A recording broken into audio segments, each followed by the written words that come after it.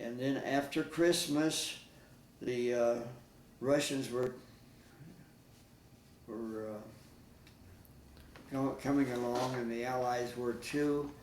And for some reason, the Germans didn't want us to be taken by the Russians. So on February the 6th, we started walking. And we'd walk all day long, and we would stay in barns. The first week we were walking, they came and they gave us Red Cross parcels.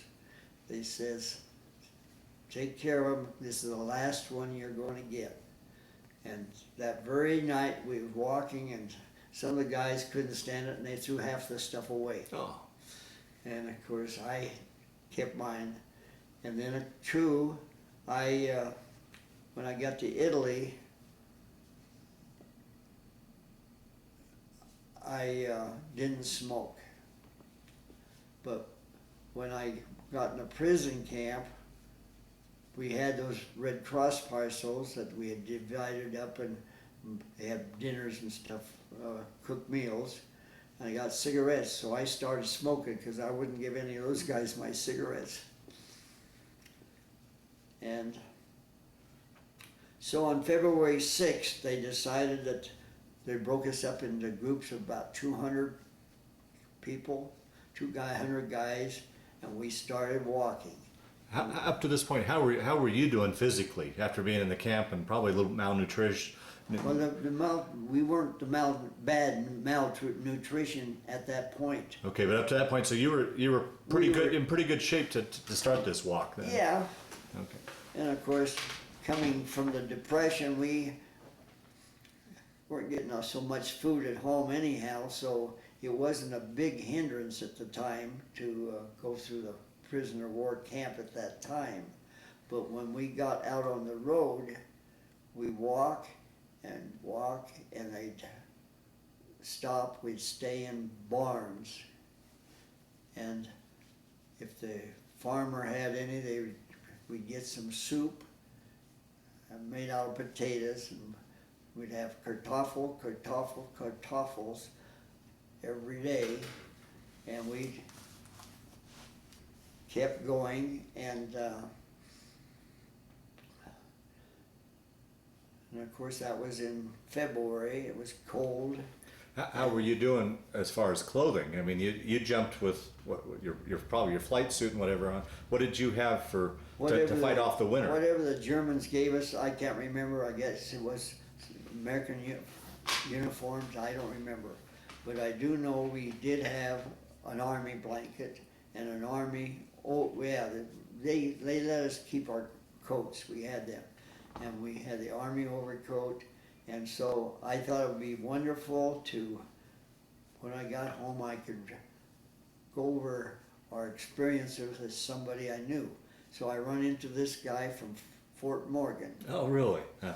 And so he and I took our army blankets, folded them over, and we had needles in the Red Cross parcels. They had needles and stuff, and we sewed them together.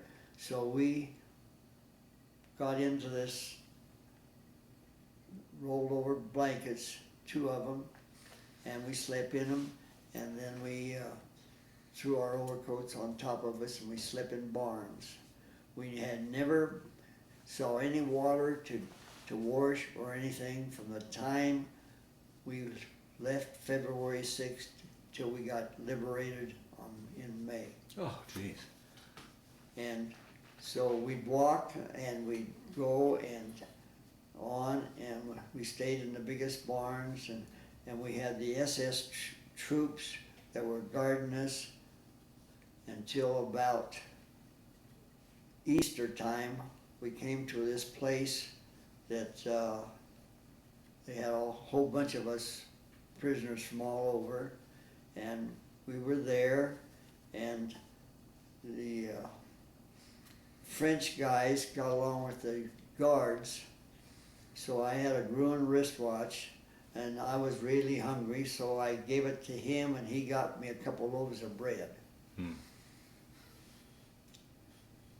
And then, of course, at the end of that time we started going again with a group, and we started walking and sleeping in these barns.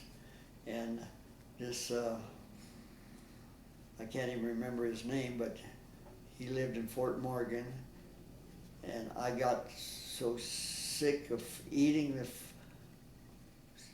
potatoes and stuff, I didn't eat for 3 days, but I had to go through the line where they fed us anything and get my food so he'd eat it. And we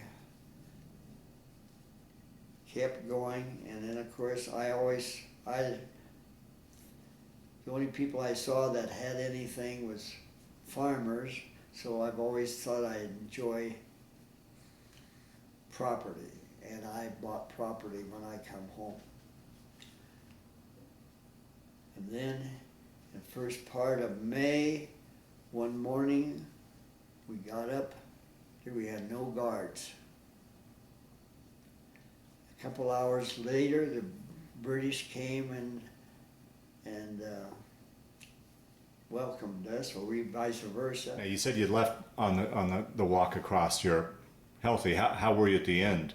By the time you were liberated by the British?